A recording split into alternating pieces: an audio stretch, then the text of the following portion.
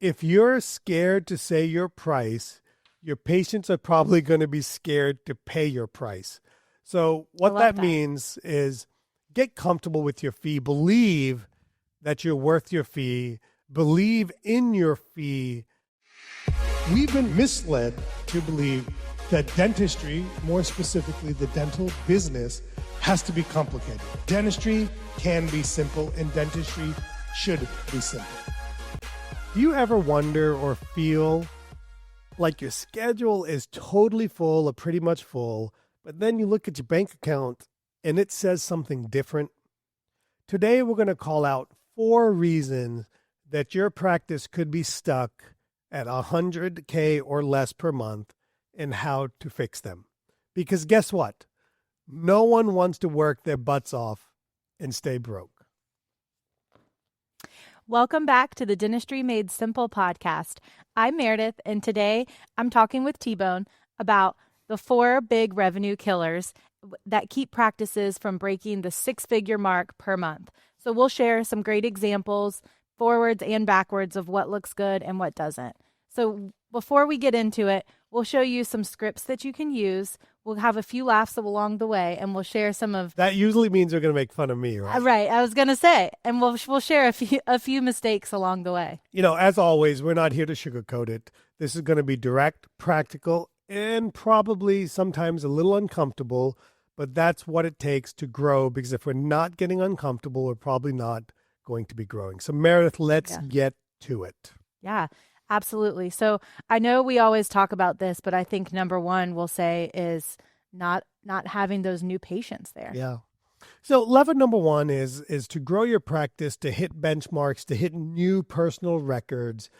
In dentistry, and honestly in any business, you've got to have new customers. You got to have a flow of new customers. And we talk about this till I'm blue in the face about prioritizing spots for new patients. And the challenge becomes in mature practices is that we get so many recall patients that we choke our flow of potential new patients. So number one I look at from a new patient perspective is, are we choking out the potential for new patients to come in? And then number 2 part of that is maybe they say, you know what, I have the blocks, but I'm not filling the blocks. And then I look at it like, okay, so we need to get new blood coming through the practice. So either we got to look at some marketing options. Yeah. Maybe we have to look at some insurance options. Yeah. Do you know what my favorite one is? Asking the patients that you like, the patients you've done big cosmetic cases on, the patients who need dentistry, the patients who have been happy in the practice, ask them if they have any friends that need a new dental home. You know, and you know, you bring that up, and there's a kind of a third place I'd like to put some attention to, and that's modernization of making it easy to get into your practice. Yeah. I know we're having an initiative in our practice that we're focused on implementing online scheduling so that we can make it easier for our patients to get into the practice. And so maybe you have patients that are calling and you're not answering the phones. Maybe you have patients that are choosing other places because they make it easier to schedule in your practice. So it could be, hey, I don't have enough spots for new patients. Yeah. It could be, I don't have enough volume for new patients. Or it could be as simple as, hey, you know what? I'm just not making it easy to become, because at the end of the day, like my practice is open 7 to 3. Right. So that means between 3 p.m. and 7 a.m., nobody's answering the phones. Right. And that means if you have a job and you call at 5 o'clock or after 5 o'clock, nobody's answering the phone. Yeah. And so we can only schedule the ones that call at the convenient times. And I want to fix that problem in our practice. So, you know, and then I had said insurance, right? No, you said e-insurance. I said insurance. That's a nod to Jesse. That's a nod to Jesse. You know, I know what many of you are thinking, and I hear it all the time, and I think it myself. When we say the word insurance or considering adding a new plan, I want to be clear. I'm not telling you to add a new plan. I'm just saying maybe you need to be open to it if you have a new patient flow issue. But here's what I'll tell you, and I learned this very early in my career from very, very difficult experience, that $500 from Delta for their crown, and it's much more now, is better than $0 from no patients and an empty chair. So, I don't want to get into fixed overhead and all of that stuff, but sometimes insurance is a means to an end. I don't want it to be the end, but we need to think about that. So let's kind of give a framework for this, okay? I was going to say I can be the new patient, or you can be the new patient. I can be the front office if you want to role play a good and a bad scenario. Well, that sounds like that. Let's do that, okay? So what would a bad new patient call look like? Thank you for calling Raleigh Dental Arts. This is Meredith. Hey, I'd like to become a new patient there. Oh, okay. Well, we're very booked out. We're very busy. Do you have insurance? Actually, I don't have insurance. Oh, good, because we're probably not in network with your insurance anyways. But Meredith, you really think this is what the calls sound like? Our next available new patient appointment would be looks like 7 weeks to 7 months out. Well, that sounds like you guys are plenty busy. I'll just call somewhere else. Okay, I'm so sorry. If you decide you want to wait for us, we're a great place to come, then we'd love to have you. No, I don't want to wait. What does something good look like, Meredith? Yeah, so ideally, outside of the role playing, ideally we want to have an opening within 1 to 2 weeks. Yeah, probably 2. I used to be 1 week. Yeah. Let's go to 2 weeks. Realistically, 2 weeks, I think. And we like to schedule these in different places, so therefore it's not like we see all new patients at 7 a.m. Because we do have multiple hygienists. And think about it, a doctor shouldn't be seeing multiple new patients at the same time. A line at the CBCT, a treatment corridor can't be Walmart? available. So check out a line at the checkout line, a line at the CBCT. We want to schedule. So I love to have a morning and an afternoon. Yeah. Available. I like to have early morning, mid morning. Like I break the day down into 4 sections: early morning, mid morning, early afternoon, late afternoon. Yeah. We no longer have late afternoon since we in our practice, but our version of late afternoon is 1 to 3. Yeah.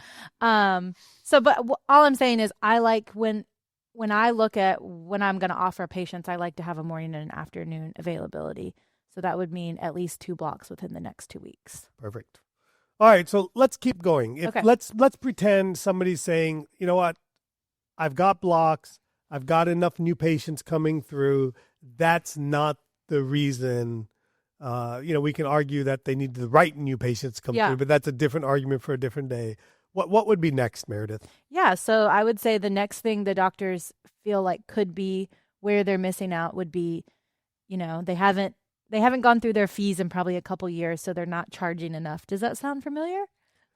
Well, why are you trying to call me out? No, we check our fees. Yeah, once a year is we check our fees once a year, and we negotiate with those insurance companies who can. So we do check, but there are certain fees I haven't raised in a little bit. Yeah, like my implant fees. That's what I was thinking. Yeah, we're probably the most reasonable single implant in all of Raleigh, in all of America, maybe. So bad is undercharging and discounting because you feel bad for somebody. Yeah. Bad is never updating your fees because you have a self-limiting belief that your patients can't afford it. Or we're just busy and you forget. Yeah. And good is knowing your value. Yeah. Understanding that things have cost more and therefore your fees have to go up. And the other part of this is considering bundling services. In other words, would you like to add fluoride with that?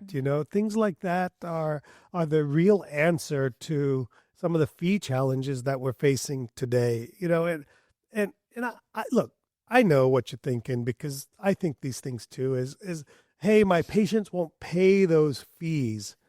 And my response is, really? How do you know? I mean, Chick-fil-A's raised their fees, Chipotle's raised their fee, and I know people have to eat, but nobody says they have to eat at Chick-fil-A or Chipotle, and those businesses are doing just fine. Yeah.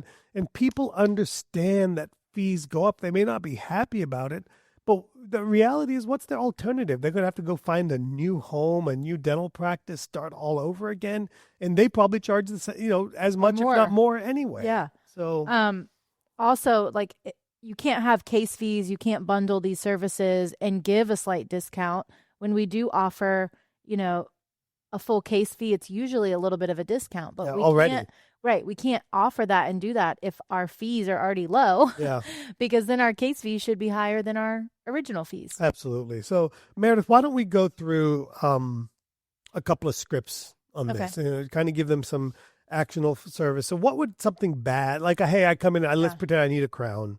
What would a bad conversation around fees look like? Yeah. So, hey, T-Bone, it looks like you need this crown the doctor recommended on the lower right.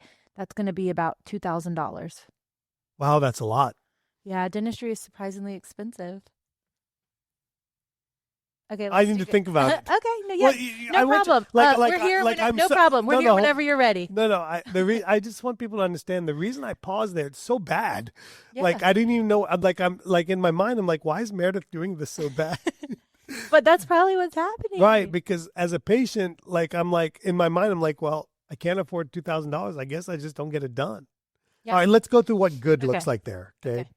So yeah, I need this crown. Same crown. Okay. All right. T-Bone, Dr. A recommended this crown on the lower left. Altogether, it's going to be about $2,500. Here is the payment options that we offer. We're happy to break it down for you. And if you have any questions or need help getting approved, I'm here to support you.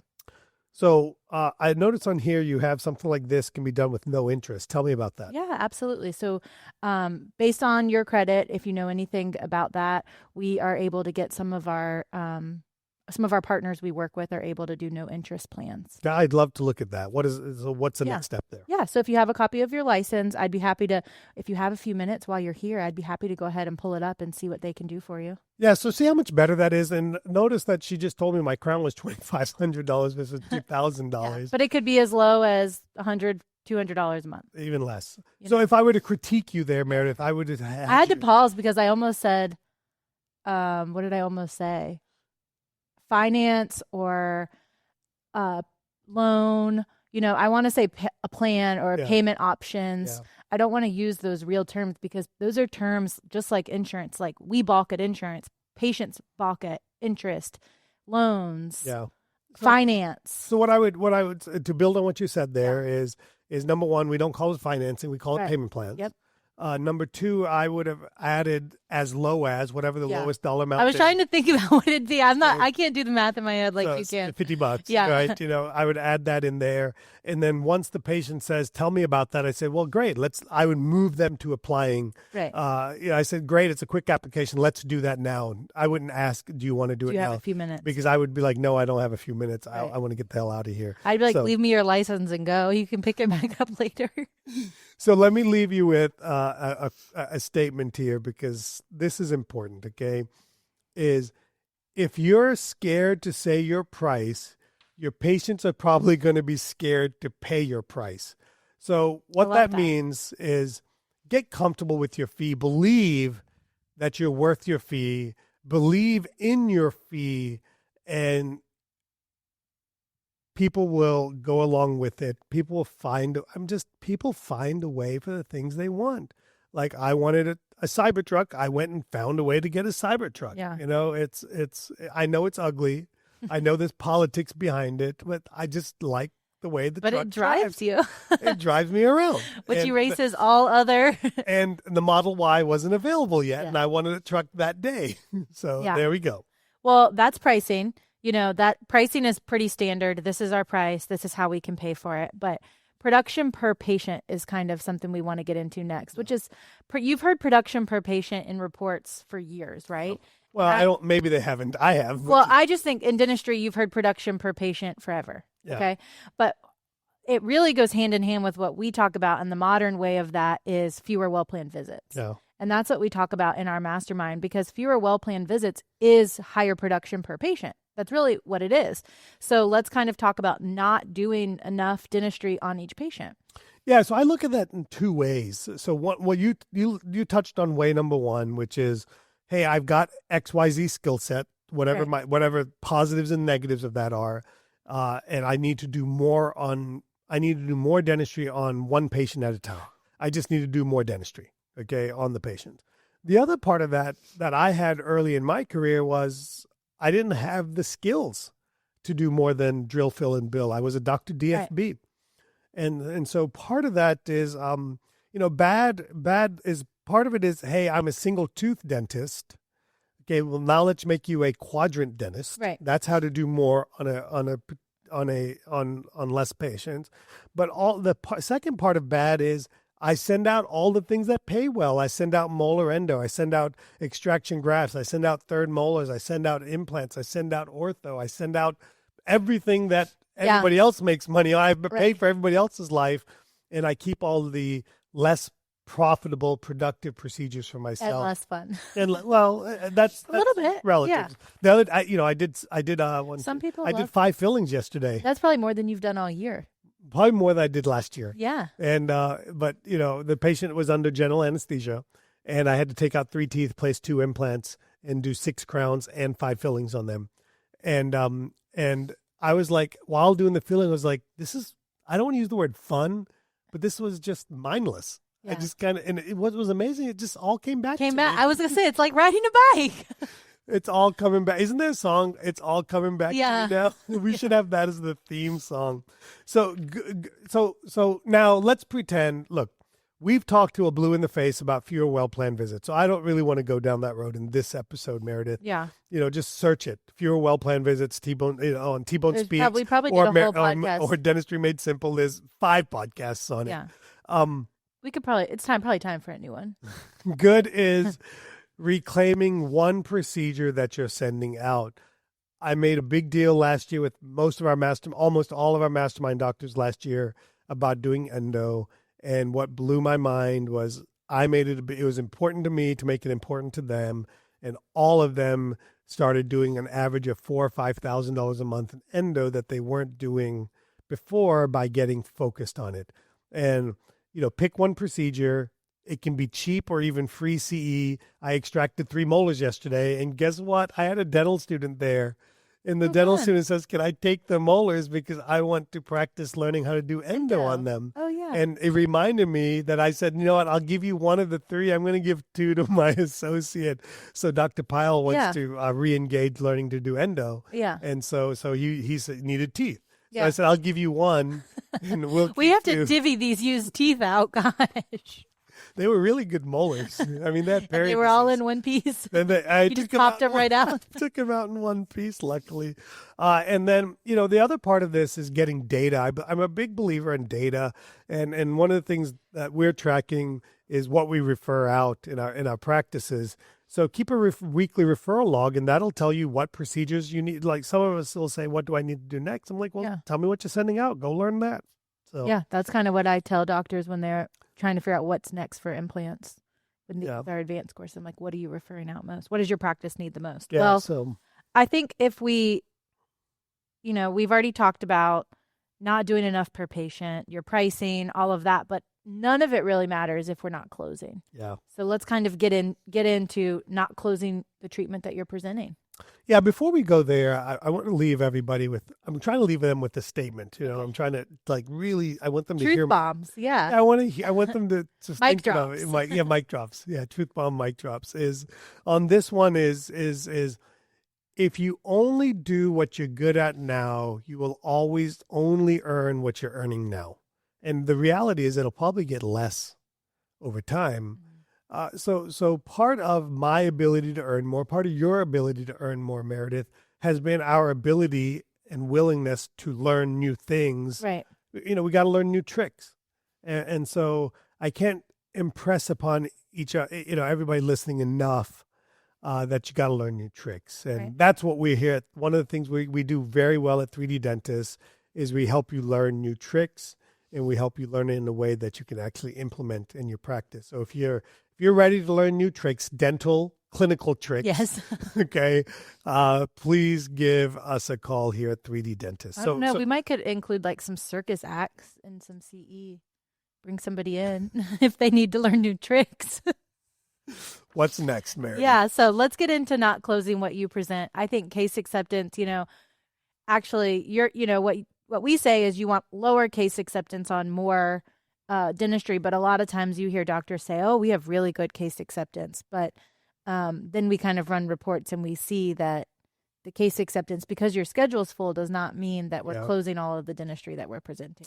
Yeah, bad, I feel like a broken record again, but bad is word vomit, not having photos, going through all these confusing options like, hey, Meredith, you can do an implant, you can do a partial, you can do a bridge. Which one do you want? Yeah.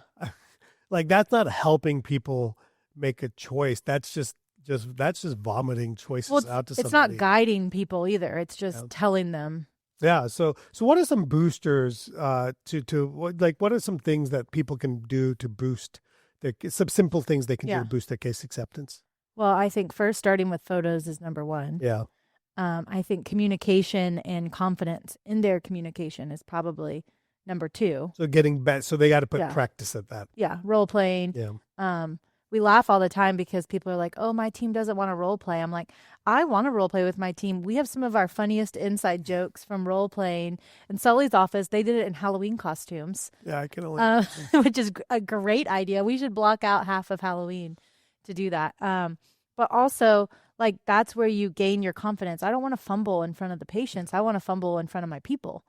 To gain that confidence. When somebody says to me their team doesn't want to do role playing, like, I already know there's a problem. Yeah. Because that means there's no practice. You're not practicing. I was just going to say, like, they just want to go play the game. Yeah.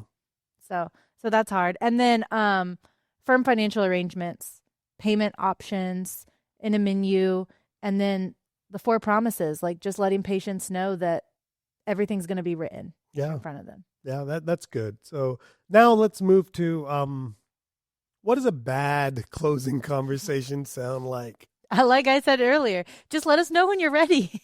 Think about it. Let us know. So we're here. So if I say I need to think about it, you're saying a bad response would be? Yeah, I totally understand. Just think about it, and we're here when you're ready. That's probably what we say a lot. So what would good look like there? So good would be just moving them one step further. So give me an example. Like, I know this is a lot. This is something you probably need to look at. I know you mentioned that. But if it's okay with you, I would love to go ahead and get you set up to see kind of what payment options would look like or what we could get you approved for. Yeah, so that's moving people a little bit further along. That's planting seeds. Yeah. Like at some point, I hopefully will need to get it done, have to get it done, or want to get it done. And selfishly, I have you in front of me. If I don't make that next step forward, I have to bring you back in and start all over again. I use the word influential communication. I just did that on my coaching call. I kind of taught Patrick kind of how I'm influencing patients and not convincing them. No. It comes from goodness. Is I'm influencing people to want to see the whole plan. And that isn't manipulation. It's leadership. Yeah. Because I believe that you should see the whole plan. Like, I don't want a doctor to only tell me 1 or 2 things that are wrong. Like, give it to me. Tell me what's going on, and then give me a plan on how we tackle all of this. So if you're not willing to lead, don't be shocked if your patients don't follow you along. I mean, that's it's not surprising. So let's end with the mic drop on this one, and then we'll keep moving forward. Yeah. And I want people, I'm pausing for a fact. I want people to really understand what I'm about to say is, if you won't guide them to yes, somebody else will. If you won't guide them to yes, somebody else will. And I want to say that from 2 perspectives. Number one, you could lose the patient. They'll go somewhere else to get their implants. They'll come to someone like me. They'll go to someone else and get their They'll cosmetic go to the work. oral surgeon. They'll go to the cosmetic dentist and get the work done because they didn't think you did it. That's exactly what I was thinking of, actually. Or if you as the dentist don't lead by example with your team will lead them to the yes that they're comfortable getting them to, which is probably what has been 1 tooth at a time in your practice. And if you're okay with that, great. You're probably, you listen to this podcast, so clearly you're not okay with that. But just remember, if you won't guide them to yes, or if you're incapable of guiding them to a yes, somebody else will. And in the beginning, I used to do the talking until I transferred it to Melinda at the time, then to Megan, and to various people along the way. That's been important. So Yeah, well, we've gotten through kind of the four What are the four reasons. things again? Just kind of recap those for us. Yeah, so the four things are not having enough new patients, Okay. not charging enough, so Okay. our pricing, not doing enough per patient, Yep. fewer well-planned visits, and then not closing what you present and case acceptance. Okay. So, like listening to those, thinking like, "Oh, that's us," not me attacking you, but saying maybe not even saying that's me, but like that sounds familiar, right? Yeah. We always joke like we're just less worse. Yeah.